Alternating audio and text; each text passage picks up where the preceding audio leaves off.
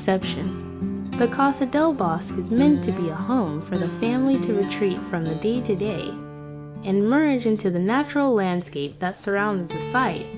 The building sits within the topography of the site, embedding itself within the beauty of the natural landscape that surrounds it.